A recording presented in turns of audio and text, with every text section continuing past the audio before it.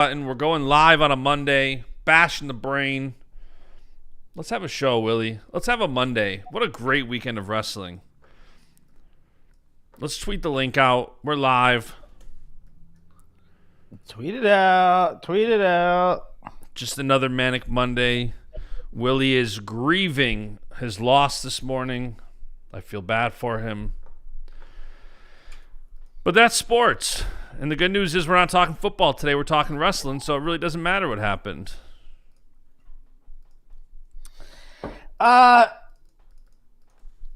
Football season's over. Football season's it was a great season, you know. We laughed, we cried. And here we are. Redskins are done. And Penn State doesn't have a win in conference. How about this? Where's the live link? I just tweeted it. The Penn State, neither Penn State nor Oklahoma State have a conference win. That's wild. Right? That's wild. We'll have to dive back into football at the end of the show, but Willie, we had a full slate of wrestling all weekend. Rob Huey knows. Listen, what did I tweet? What did I tweet last week? Like middle of the week. Tuesday, maybe Wednesday. I'm watching TV for all week long. And then I just got so tired of these people saying the Colts. Colts are Every frauds. show I watch, who's the number one team? Who's the number one team? The Colts. I got the Colts. Everybody. I got the Colts are number one team? Because why? They had a 1-point win over the Broncos, and the rest they beat Tennessee twice. I'm number one team. You would take the Colts to beat the Bills or the freaking Chiefs right now? Because you're out of your mind. And right on cue, they get skunked by Pittsburgh. Yeah, Danny Dimes was not Danny Dimes. He was much more Giants Daniel Jones than Danny Dimes yesterday. But Shad is right. Texas A&M is the team to beat in college. I wouldn't mind it. All right, Willie, should we dive into some wrestling? Dive in.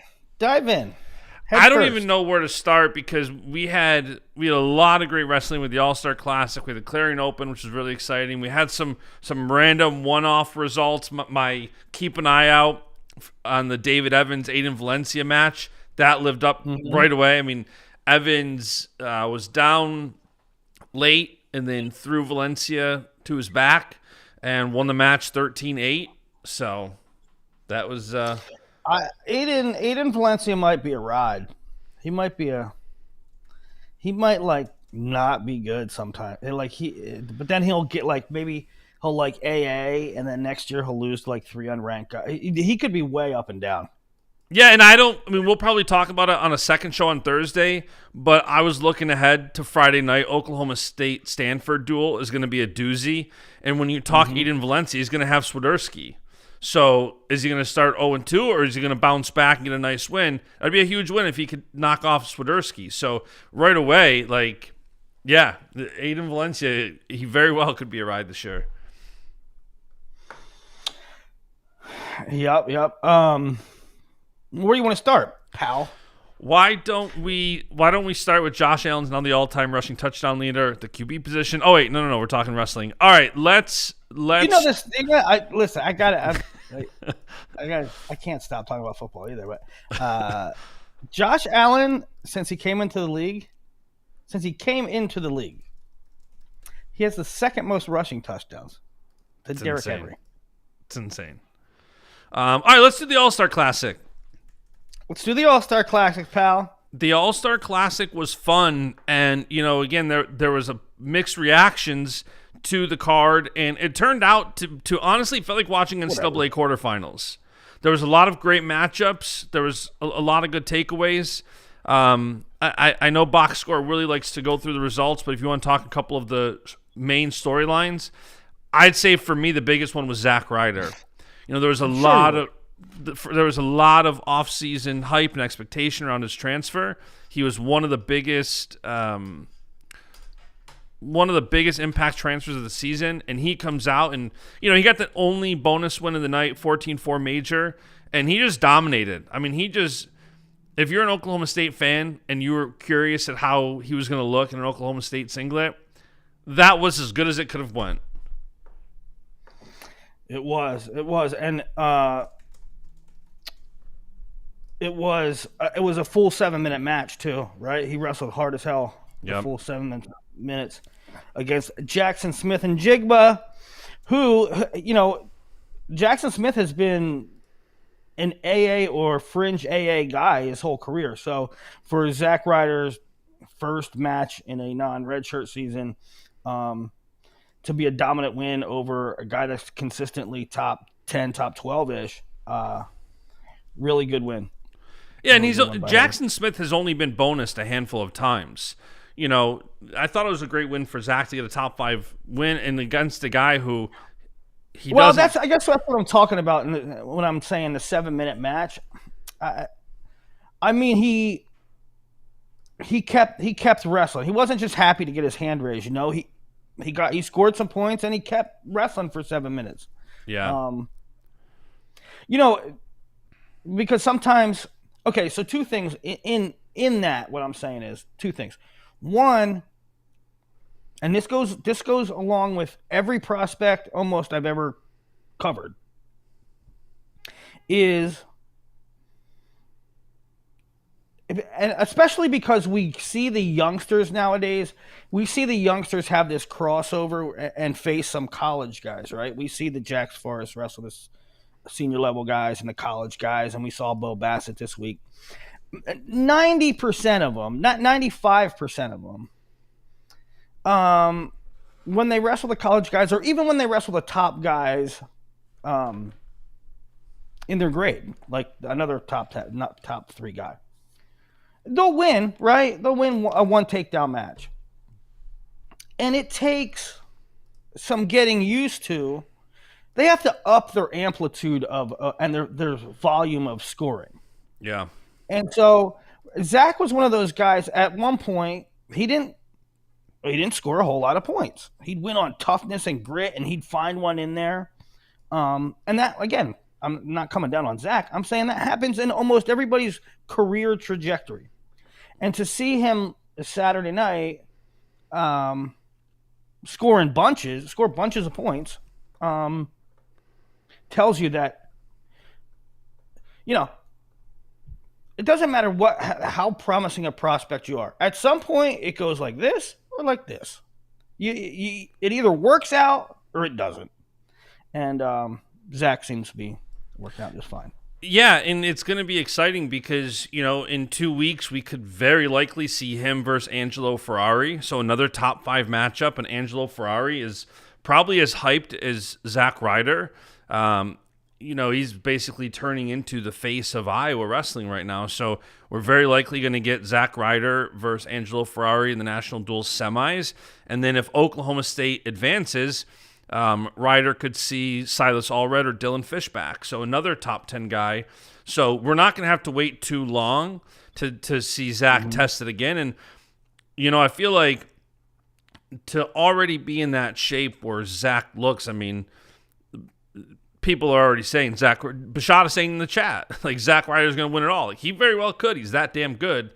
It's going to be a long season, so excited for that. Sticking with Cowboys, Casey Swiderski also made his Oklahoma State debut, beat Lachlan McNeil 4-1, one takedown to none, and I thought he looked pretty good. It was a close match. The takedown was slick. What'd you make of it?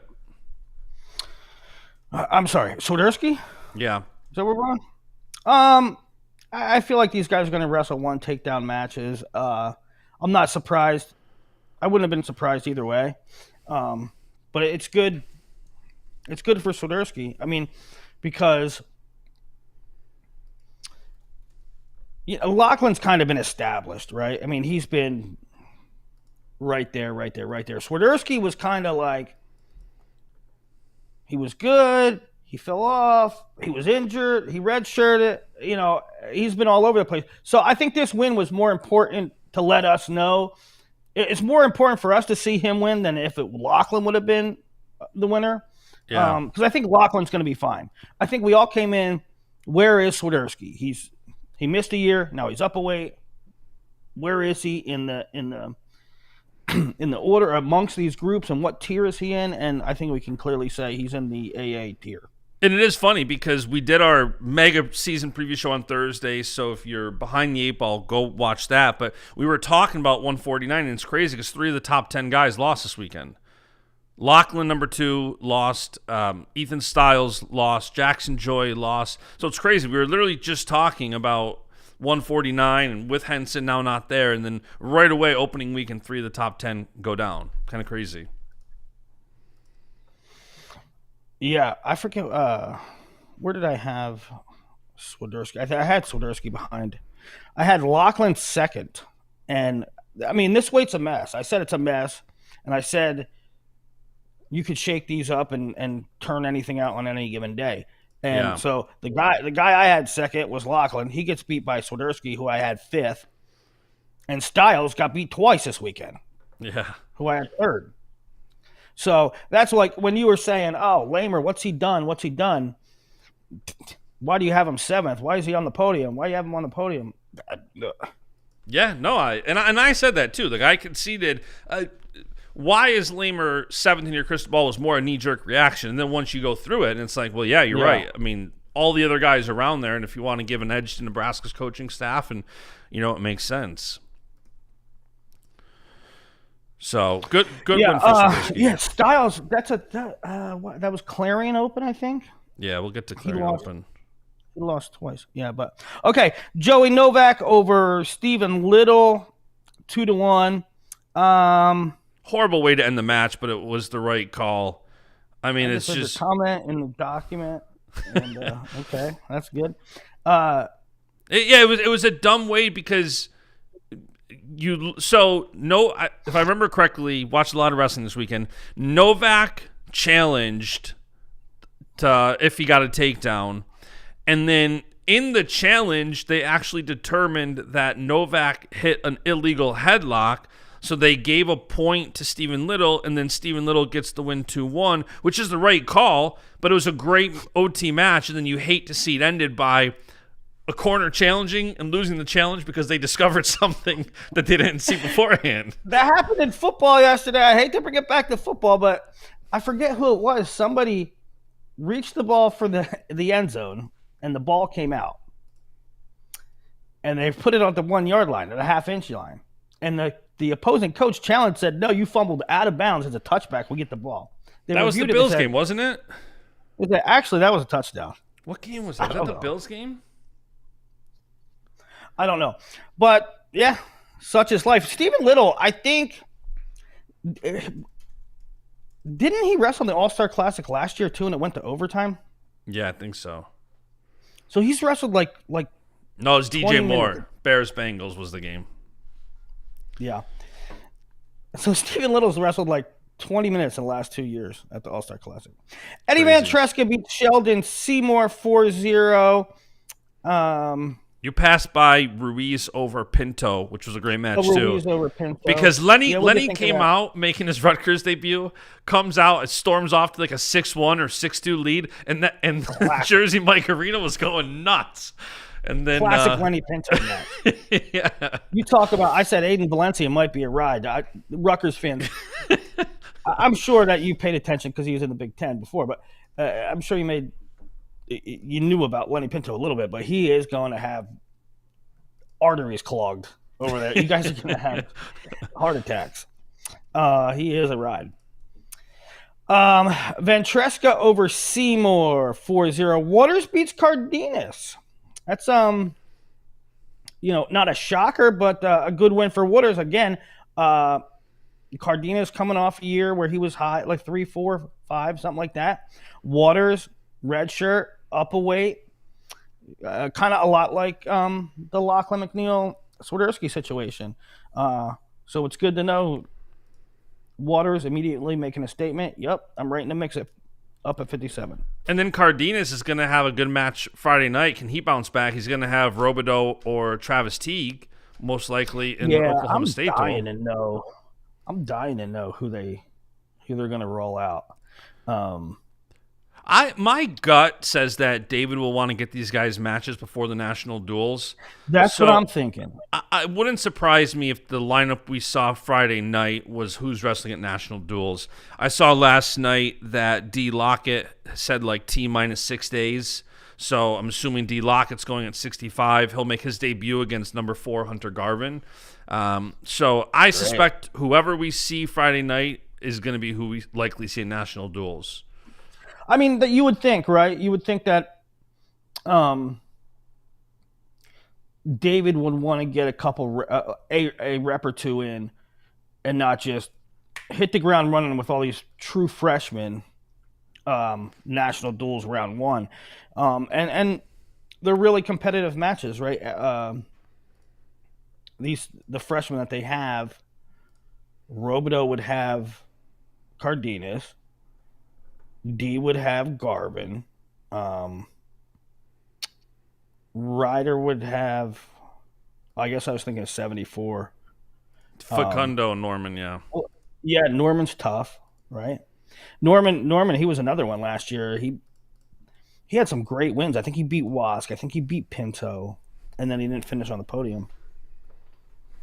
It's going to be a really good duel, Stanford, Oklahoma State. And then it was the Ryder win, Ryder over Jackson Smith. Younger Bastida in a 20-minute bout. That drug on forever. Bastida over Tay Gadiali, 8-2. And an interesting match too. Again, because both guys were out last year, and so Younger went from 2 years ago. Younger went from 97 up to heavyweight. He had a phenomenal year. He beat Wyatt Hendrickson, if I recall correctly, that year. Gadiali got over the hump and got on the podium that year. Both sat out last year, and it was good to see him back in action. It's kind of really weird, right? Because among the title contenders, it's a weight that cleared out of the Gables and the Mason Paris and the Wyatt Hendrickson and some of the old guard. And now you have Younger, who we haven't seen in 2 years, and he's up from 97 to heavyweight. You have Tay, who was out all last year. You have AJ Ferrari, who's up a weight. And it makes it fun because there's a lot of not sure things, right? We think they're the top tier, but it's good to see it. Yeah, Bastida beat Wyatt 10-7 to win Big 12s back in 2024. And, then last year we only saw Younger. He beat Ben Keeter to start the season and then got a win in the UNC duel, and then he got injured and he was out. So it is good to see. We talked a lot in our preview show last week about guys coming off injury and how they're going to look. And Younger looks right back to how he looked before he got injured, before he was out. Like, Younger looks like Younger did. So I think if you're bullish on Younger, this weekend only made you double down on that. Yeah. Yep. I had him. I think. What do I have him? Do I have him winning it in Crystal Ball? He'd probably be my winner right now. I have Younger, AJ, and Tay. I had Tay 3. Yeah, I think Younger's the favorite. Okay. After that was Lucas Bird over Shawver. Rutgers goes 0-2. 7-1. Jesse Mendez over Echemendia. I thought Jesse Mendez looked really good. Echemendia really wasn't really close to scoring, was he? I mean, he got in a couple times, but Mendez does such a good job at. It's almost like if you start to get into a situation with him, Mendez says, "I'm going to finish this. I'm going to finish this sequence. You can start a sequence, but I'm going to finish the sequence. Because when you start wrestling, I start wrestling harder." Yeah, Justin Mendez is a dog. Mendez gets a lot of bonus. I think the last few years he's hovering around 70% bonus. He bonuses a lot of dudes, and I know it's early November, but for Echemendia to keep that close, 7-3, I think that says a lot too. Yeah. So that was the All-Star Classic, and then we get into a bunch of open tournaments. East Stroudsburg Open, I still think is going on. Maybe not that there was a ton of top D1 guys there, but man, ESU, it's crazy because East Stroudsburg Open used to be the bomb. It's like 20 minutes from my house. And it used to be amazing. I mean, I watched Bubba Jenkins and David Taylor there. I watched James Green, Dylan Alton there. It used to be awesome. And I don't know, I think that's why a lot of the top teams stopped going, because for some reason, I don't know if they let too many entries in or what. I don't know what the problem was. But consistently, it kept running later and later and later and later. And once again, last night, didn't get over till super late. Let's start with Clarion Open. Clarion Open was a lot of fun between the high school guys, Cornell's gray shirt class there. Clarion Open, all the Ohio State stuff. It was a really, really good tournament to keep an eye on this weekend. Yeah, of course, the big one there, Brendan McCrone beat Bouzakis in the finals 5-4. Bouzakis, prior to that, beat Anthony Knox and Air Force's Tucker Owens, and then 5-4 lost to McCrone in the finals. McCrone had Kilkiri was on his side too for Ohio State, and Milani from Cornell beat Kilkiri, and then McCrone beat Milani 1-0. Kilkiri didn't even end up placing either. No, and who was his second loss to? Kilkiri lost to Burnett. So Burnett had a really interesting tournament. First match out of the gate, he loses to Landon Seiden, and then in the wrestlebacks, Burnett beats Seiden. How about Gray Burnett wrestling two of the wrestling kids from two of his top three schools? His top three is Ohio State, Penn State, Nebraska. He wrestled kids. He wrestled Landon Seiden, Penn State commit, and then he wrestled an Ohio State kid. So yeah, funny hitting two of three. 133 at Clarion. Real quick about 25. Do you think that gives McCrone the spot, or do you think it's gonna that was one of the big storylines? Is that 125? All these guys are going to be in there. Will we? Will that lineup battle be finalized? Do you think Brendan getting the win this weekend kind of solidifies that, or is it one of those time will tell? I don't know. I mean, if I were the coaches, it wouldn't.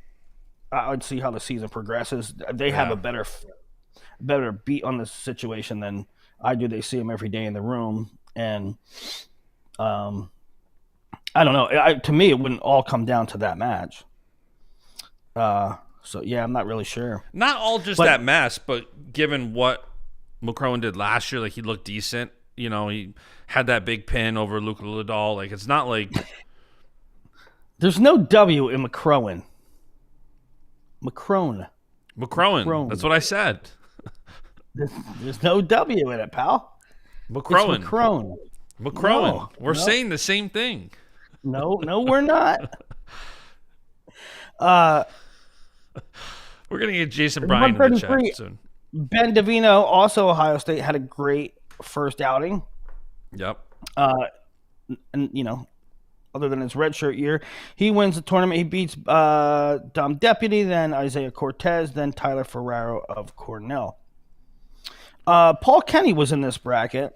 For you high school guys, I usually do an article about all the high schoolers at Collegiate Open. Didn't last night because I was working on the big board, but we'll talk about it here.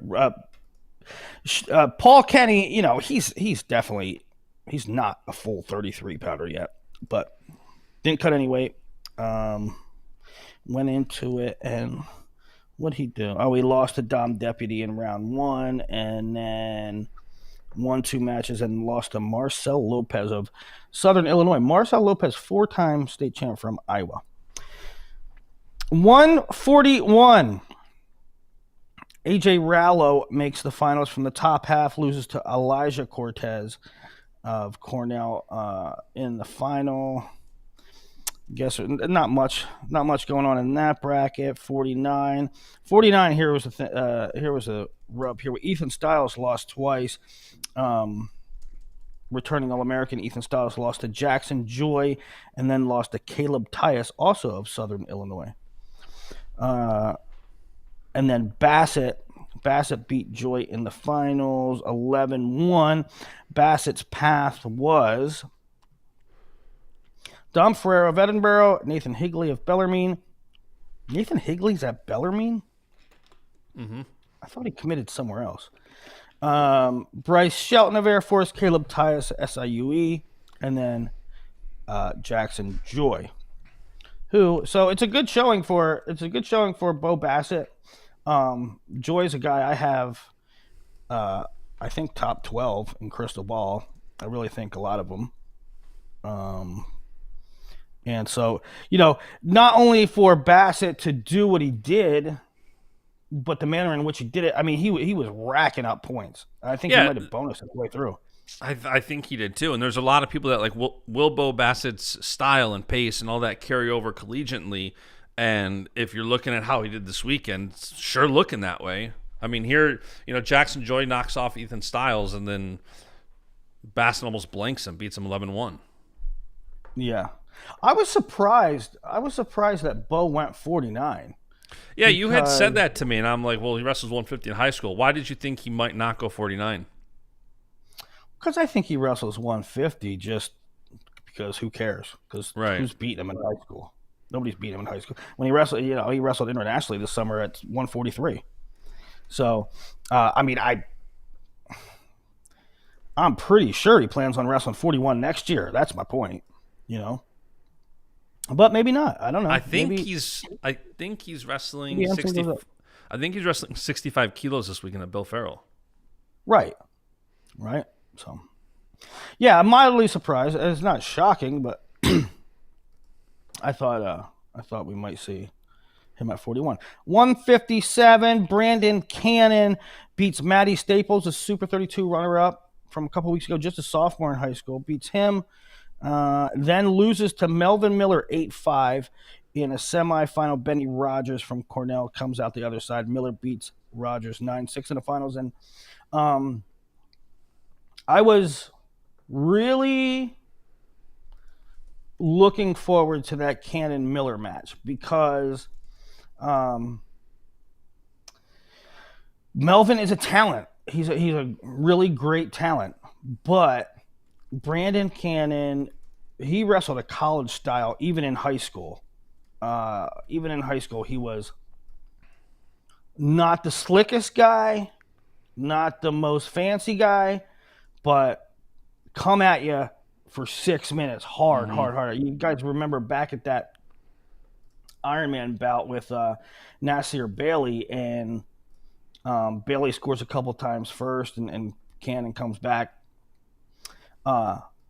And true to form, Cannon is taking ground on Melvin. Melvin's back in his feet are on the line 100 times.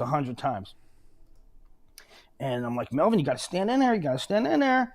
And Melvin was able to create some angles off of that Brandon Cannon pressure and score the only 2 takedowns in the match. And so I thought it was a big test passed by Melvin Miller. And, for Melvin, I think it's really good for him to have that experience, still come away with the win, even though he clearly got to get used to that pressure, right?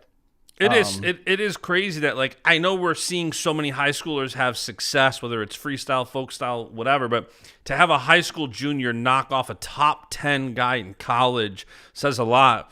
And away, Cannon was in the Big Ten Finals last year. Yeah, it's crazy. Yeah. Do you think with that, like, right away?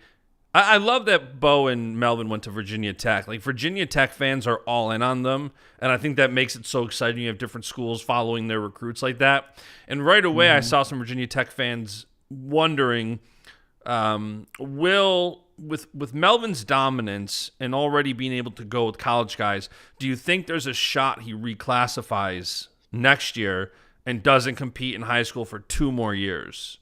I don't know. It's easy for me to say. But I would. I mean, why not?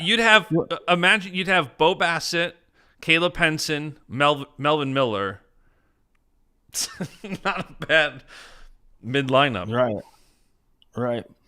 Yeah. It's easy for me to say, but I would. I mean, on one hand, McCourt wrestles probably the toughest schedule in the country. When you can hit Iron Man and Powerade and Beast of the East and this and that and everything, go to every major. I mean, their schedule is pretty much the best in-season schedule in the country. Plus, they wrestle juniors and Fargo and World Team Trials and Worlds, and then pop over to a Clarion Open and hop into Bill Farrell. I mean, he's going to get competition, but at the same time, it's like, Imagine Melvin Miller going to a high school practice next year. I mean, come on.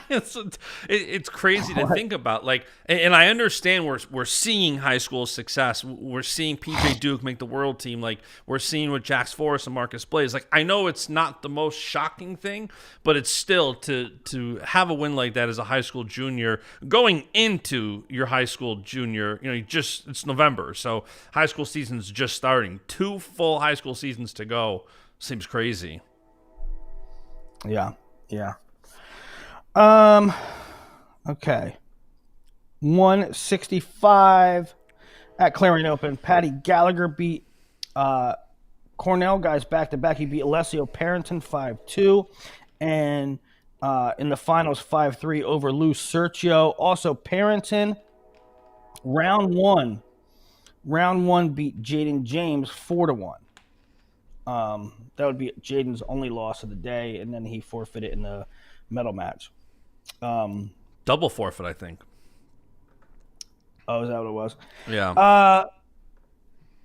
Yeah. Now, I also put a note in here that, like, I don't know, somebody was chattering about them separating Bo Bassett. When the brackets were originally drawn, it was Bo Bassett and Jackson Joy, and somebody made a fuss like, I don't want to, you should separate that, and I don't know what that was all about. But I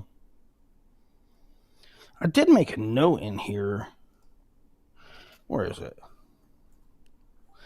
Oh, Cannon, yeah.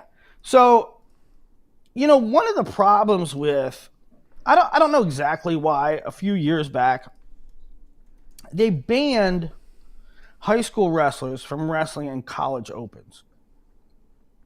And then they brought it back. And another rule is that if you wrestle guys from different divisions, they don't go into your record for seeding purposes. And so if you're going to wrestle a match, like, if you're going to wrestle a match, you want to wrestle a match that counts, right? You get a win for your win percentage, and you get for seeding, right? And I'm not saying this out of, like, competitive stuff. Like, oh, Jackson Joy shouldn't have to wrestle Bo Bassett, or Bo Bassett shouldn't have to wrestle Jackson Joy. What I'm saying is, Brandon Cannon went to a high school or a college tournament, right?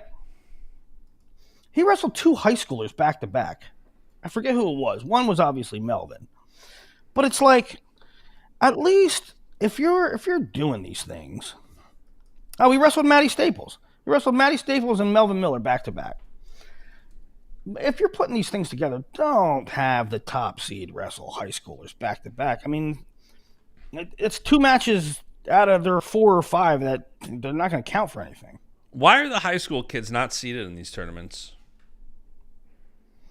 Like if you like, I understand the difference in trying to seed kids together, but I feel like when you have, Bo Bassett, Melvin Miller, Jaden James, like when you have some of the top kids in the country, you feel like they'd be seeded to some degree to where there's separation.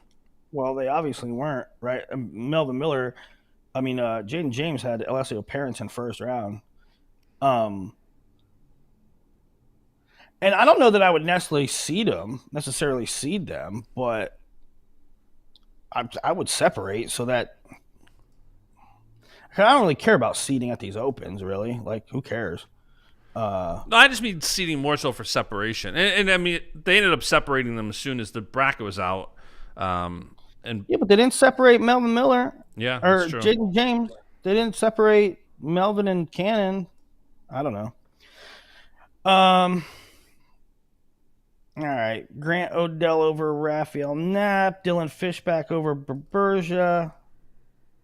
Luke Geog over Ryder Rogotsky. That's an interesting one. Possible wrestle-off type bout. And Nick Feldman over Dalton Meyer. That was your Clarion Open. Let's check the chat, huh? Let's see what our friends are saying in here. We haven't checked the chat once. Okay, let's pick right now. Who's going to win, Ryder or Ferrari? I don't know. I need more tape. Who knows? Casey fits better at OSU than ISU. I don't know. Why? Ferrari, but barely, and that might change by the end of the year. Lachlan look way bigger. Rocco must beat Ryder. Only must win match for PSU this year if they meet. It says Larry Steele.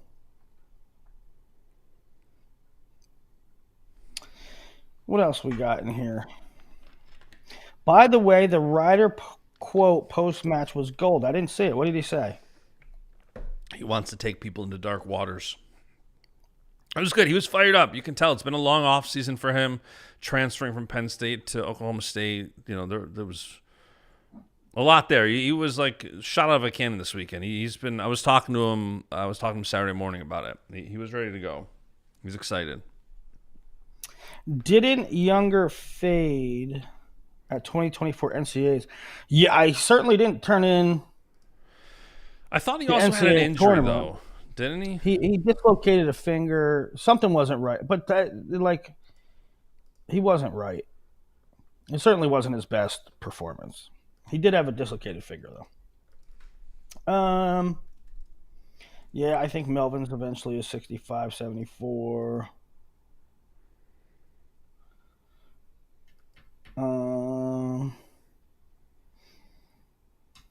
Yeah. Alessio also had a big win over Burden. Correa gave Giog a good match. Oh, Jude Correa. Man. Jude Correa gave me headaches going into, at the end of his high school career with the big board and how I wanted to perceive him and slotting him in. And frankly, at the end of the day, I put him higher than I wanted to because of his sheer wrestling ability. But I thought it was going to be a disaster because I would talk to Jude, and he was adamant that he was a college heavyweight. And like every 6 months, I would say, Jude, what you think you're going to be heavyweight? Yep, I'm going heavyweight. Yep, I'm going heavyweight. Yep, I'm going heavyweight. And like I talked to college coaches, and college coaches will say, hey, what do you think about Jude? And I'd say, I think he's freaking great if he'd be a 97. What's he telling you? Oh, he wants to be a heavyweight. And I was like, man, like if he could make 90, I don't think he's built for heavyweight. And then first college tournament of his life, he wrestles 97. I'm like, that's what I've been saying. So yeah, it was good to see Jude at 97. And his results were not bad. My hair looks nice today. Thank you. Buzakis at 25 is huge, but Macron is a dog on top. How is Braxton Amos only a junior when he graduated in 2000? I have no idea. I mean, one was an Olympic, one was a medical, yada, yada, yada. All right. Costco just got announced as the announcer for something. What did he get? What did he Well, I know he did a feed for the All-Star Classic. Did he do more? Oh, he's everywhere. He should be. He's great. Yeah. Awesome. Dylan Campbell. How about Dylan Campbell? We're going to get into the Southeast Open in a minute, but Dylan Campbell, I said on the last show, I think I said on the last show, I picked up Dylan Campbell. Yep. And and you know, he might only have this year. Who knows? I don't know. Maybe he beats Seidel out for the spot. They have some promising lightweights coming in. But I think, you know, last year talking to the staff, they really liked what Campbell was. And boom, right away, first tournament of the year, he wins it and gives me a lot of fantasy points. So that's why we got to do the shirts that our guy Ross, trust the brain, trust the crystal ball. Mark Takara, EJ Parko. Mark Takara's wrestling 49. What was that at 57? I'm assuming 50. I'm assuming 57 because Valencia wrestled 49. There was like a lot of points in that match. There was like 30, 35 points. It's crazy. Okay, back to the results. Let's do. Let me run through Princeton Open real quick. Maximo Renteria beat Mark Anthony McGowan. Matty Lopes over Ethan Bergink. That's a good win for Matty Lopes. Matty Lopes is in a tough spot, right? He's really talented, but you have Crookham there, and then you have Keanu Dillard coming in. Eli Griffin, artist formerly known as a Cal Baptist Lancer, he wins at 41 for Ryder over Braden Basil of West Point. Lamer 14-3. Lamer, the Nebraska wrestled attached at the Navy Classic. Lamer could not do that because I think he's not eligible till second semester. So he went to Princeton Open. He won in the finals 14-3 over Dylan Layton.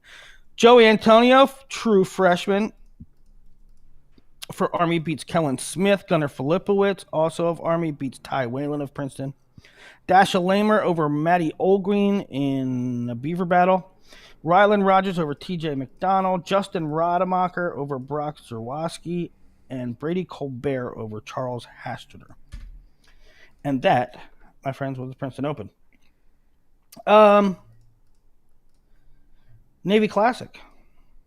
Let's talk a little bit Navy Classic, and then we'll do Southeast Open. Navy Classic finals. Kavion Roller beat Tyler Chappell. Finals at 133. Ray Lopez over Max Lee. American versus American. Lopez also beat Van D in a semi or a quarter. He pinned him in the semis, which is exactly... Remember last year, I feel like this was like yesterday, we were talking about Van D, how he's up and down. It was either the first or second match last year. It was the same thing. He lost to a guy that he had no business losing to. But you had said that last year, like Van D just gives up some of those matches. But he's also going to beat some of the best guys. And then he ended up, fifth last year in NCAAs? Yeah. So Navy is like, it wasn't streamed, you know? So I saw that result and I was like, what? But you couldn't go back and look at it. And I think Navy, I think it might not be streamed because it's sometimes a pain in the ass to get on campus with the clearances and everything on a military campus, you know. But I think that's why it's not streamed. It's like the only tournament that's not streamed. But so I talked to Snyder this morning, and he said Vandy got mixed. He said he was up 9-2 or something like that, and got cement mixed. Oof. Shit happens. Brock Hardy over Dylan Chappell at 141. 149 was Caden Cassidy over Eugene Harney of Morgan State. Antrell Taylor beat Colton Wasilewski at 157. LJ Araju beat Dylan Evans. Chris Minto majored Danny Wask at 174. That's a good win for Minto, considering he's coming up a weight, and he majors an All-American at that weight. Silas Allred went to overtime with Malachi Duvall of George Mason in 196. Max Stout rolled up Cam McDaniel 20-4 in the finals of 197. Spencer Lanazga of Navy beat Dayton Pitzer, and he also beat Dayton Pitzer the night before in a duel. So Lanazga, a true freshman from Louisiana. You don't see a lot of Louisiana heavyweights running around. No, you do not. But yeah, okay. Now we got one last one. Did you erase my results in here? We got one last one. Southeast.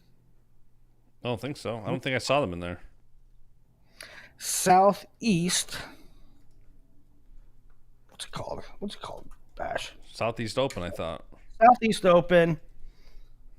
I got to pull them up.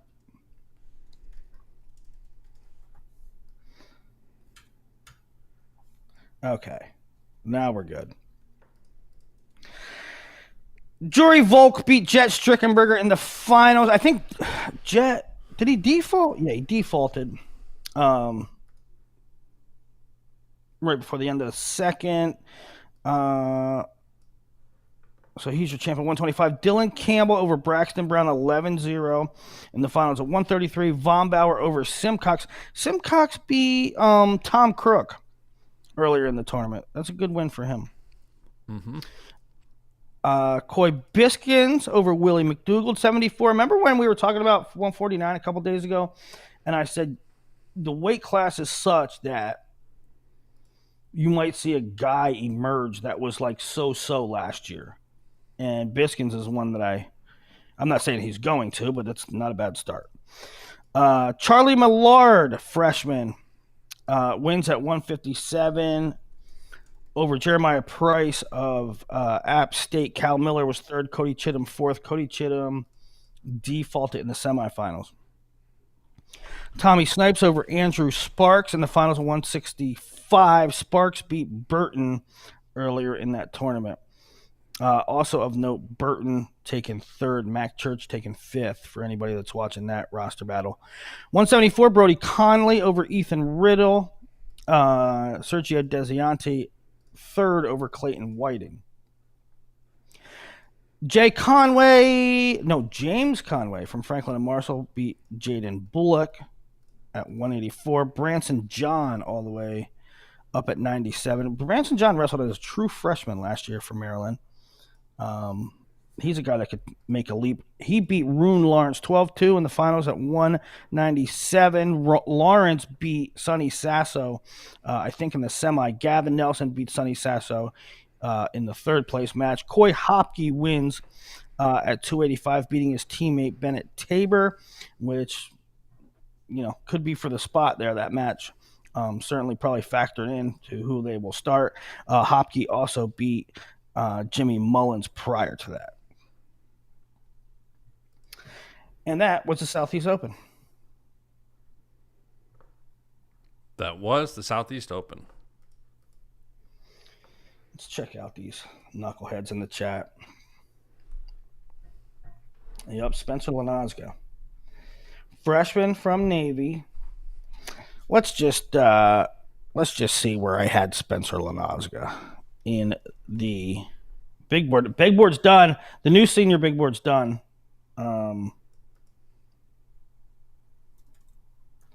Will come out tomorrow. Not a wrestler. Joey Blaze looked good in his 165 debut. He did. He looked great this weekend. He had back-to-back techs Friday night, Saturday night. Or no, Saturday night, Sunday night, 19-4 and 18-2. Put up a lot of points. Was Lenoska the year before? He's definitely on my big board. Number 164 the year before. So he must have went to the military academy or gray shirted or something. He was I have him as class of 2024. Is Lamer eligible for Okie State duel? Nope. Lamer won't be back until second semester. Lamer won't be back. Speaking of guys that won't be back, also Patrick Brophy won't be available for NC State since transferring from the Citadel. He won't be eligible for national duels. He did wrestle this weekend somewhere, maybe Southeast Open. I think he was a runner-up somewhere. Yeah, I forget where he was at. I think not a wrestler. Joey Blaze looked good at 165. Ryder Rogotsky beat Patrick Brophy in the Clarion Open finals. Okay. Yeah, I knew I saw him somewhere in there. Chittum actually get hurt, or did he only want 3 matches? I don't know. I was surprised he even wrestled. He's also, I mean, I guess a bunch of them are, but like he's also registered for the Clarion Open, Bill Farrell this weekend. And so I saw that. That was a head scratcher to me. Who is? Cody Chittum. He's registered at 70 kilos for the Farrell this weekend. We did finally get Bill Farrell entries. That was exciting. We do? We finally got them. They're available now, and the action's Saturday, I want to say. There's going to be some good matchups. A lot of good entries. Where are they? I posted them. I think Flo's got them. They're everywhere. I can do a rundown of some of the... You want a rundown of the bigger names? Yeah, run them down. All right, 57's a little weak, but we do have Antonio Mills in there. Nice. 61 kilos, Sam Herring along with the Bishop McCourt kids going. Michael McGee, Austin DeSanto at 61 kilos. 65 kilos, Bo Bassett and Bo Bartlett, both the Bows. That was a rematch from, what was it, the Open we saw that? Where did we see that? World Team Trials? It was a challenge tournament, yep. Challenge tournament, yeah. Sam Latona also there at 65 kilos. Cal Happel there at 65 kilos. 70 kilos for me is probably the weight to watch. What is Happel at? 65? Yep. At 70 kilos, you've got Melvin Miller making his senior level debut. You've got Caleb Henson, NCAA champ. You got Alec Pentelio, who's savvy veteran. You got Edward Scott in the mix. Cody Chittum's registered. I don't know if he was injured or what happened this weekend, but he was registered. Ian Parker is there. Tyler Kasich registered, which kind of gives you some insight that he's likely obviously redshirting this year collegiately if he's wrestling freestyle. By the way, I did hear that maybe Ono is going this weekend as well at 57. But I heard Ono was going to some tournament in Japan that like you have to go to. He was, but he was registered, but he got an exemption, so he does not have to go anymore. So I believe initially he was going to. He got the exemption that he doesn't have to go, so he's not going to that. I believe he's going to the Farrell, which will be awesome. None of the international guys, I'm assuming he'll be affiliated with Japan, and none of the international guys are. I just have USA Wrestling's entries. Yeah. So that's 70 kilos. 74 kilos, Peyton Robb, Yaya Thomas, Will Luan, Bryce Andonian. Ridge Lovett's not registered anywhere? Nope. No Ridge Lovett. 79 kilos, Danny Bronigal, Evan Wick. Starts fading out a little bit. Marcus Coleman, Parker Keckheisen, 86 kilos. Jacob Cardenas in at 92. Stephen Buchanan, Iowa. He's in the mix at 97. Heavyweight, Lucas Stoddard, Kobe Merrill, Trent Hilger, Christian Lance, Mason Paris returning to his first tournament. since the Olympics. So those are the majority of the entries. That's with Cliff Keen, Titan Mercury. That's with all those guys registered. So we might see a late entry or two, but for the most part, those are the U.S. entries. And then Bill Farrell typically gets like a rush of international guys added at the end. So I don't think the competition's limited to what, and I was just reading some of the bigger names. There's more guys there too. Yeah. It should be fun. Yeah. I'm kind of a little lost on what's God, I gotta get a flight.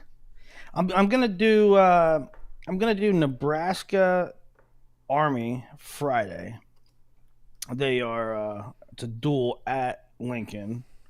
They're having a homecoming and stuff, so a lot of the old Huskers will be there. But I'll be doing the call on Big Ten BTN Plus, and then staying in Lincoln for a while, and then driving the bus down to national duels with them. But when does New York AC start? Saturday? I believe so, yeah. Yeah, I got to get caught up on what the weekend schedule is like for college stuff. Don't forget your podcasting equipment this time, Traveling Willie. So, I mean, the only thing I know off the top of my head is and we'll save it for Thursday, but Stanford and Okie State is Friday as well, right? Friday night, 8 Eastern, on ESPN Plus. Bashada's in the chat saying Husker Willie. Yes, I think if you're in Nebraska for a week or so, I mean, you guys know that Willie's going to do next week's show live from the Nebraska room. He's going to have that big Nebraska emblem behind him. Oh, yeah.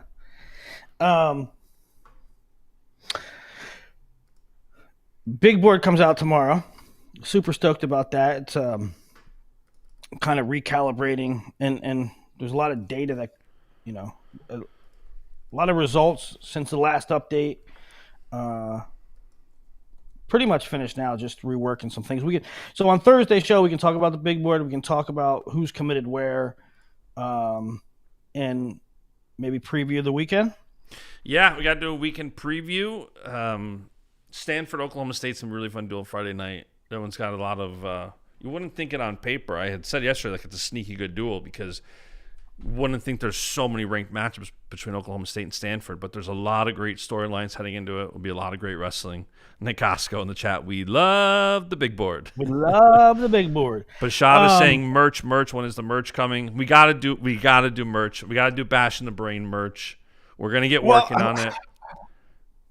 Can we release it by Black Friday? We need to set it up. Why don't we just set it up on Intermat's site?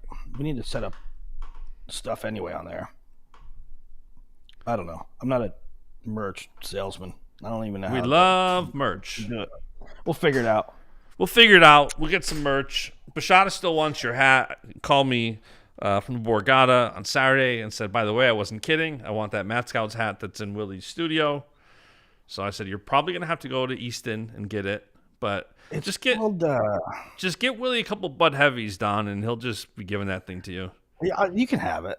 I forget how much it costs, like a ridiculous amount of money. Yeah, those hats are stupid expensive in the grand scheme of things. Like $150 or something. It was something ridiculous. Yeah, but how priceless is a picture of Bashada in the ocean slaying tuna wearing it? Bashada caught the biggest, most beautiful tuna the other day, and it just kills me that he doesn't eat it. Yeah, it's absurd. I was just talking about that with Brian Heller, who was fishing with him and does actually eat fish. And Don catches as much fish as anybody I know, and I know some avid fishermen, and he does not eat fish. He will go and catch a 200-pound fresh tuna, as fresh as you can get, and he'll go back. Tuna belly is there's nothing like it. No, it's an umami bomb. It's delicious. And he'll go back and order a pizza. I got a short plate, beef short plate, ribs, ready to put on the smoker as soon as we hang up. Yeah, I'm going to smoke something as well. Bashada said he had a 250-pounder yesterday. Yeah, I don't. Don has the stamina of a 20-year-old. He was in Jersey at the casino all day Saturday, and then all of a sudden he's slaying a tuna Sunday morning. I don't know how he does it. I'm exhausted just thinking about it. Wow. All right, boys. Thursday, run it back. That's the show. Let us know what your biggest takeaway from the weekend is. I think it was Ryder for me. I mean, that was as impressive as a debut as it comes, and the price of Zack Ryder stock just got more expensive. All right, that's the show. Like, subscribe. We'll be back soon. See you guys. Go Bills. No, not a wrestler. He doesn't sell the fish. He just enjoys fishing. He enjoys the sport of it. It's not about selling it. He just gives it to his friends. I wish I lived in Jersey. I'd meet him at the dock every single weekend. Seriously. All right, that's the show. Go Bills.